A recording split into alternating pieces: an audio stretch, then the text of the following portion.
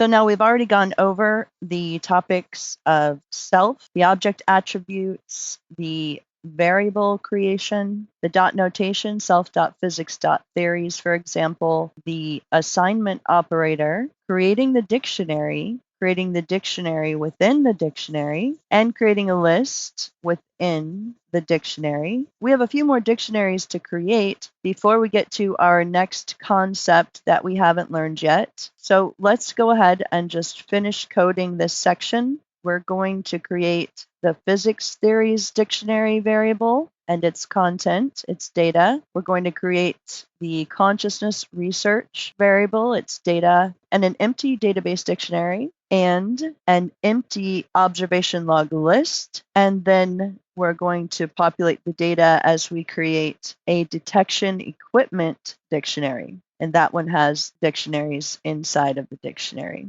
And in each one of these sections, we're putting a simple little comment explaining it for each one of these new dictionary variables that we're creating. So go ahead and watch an abbreviated version of this and grab your code file as well to follow along. In every one of these lessons, you may have noticed that progressively there's been a .py file for you to use that has just what we've done up to that point, just what we're doing up to that point. So grab your code file and finish coding all of this. And the next lesson will be where we get to the print functions in the program.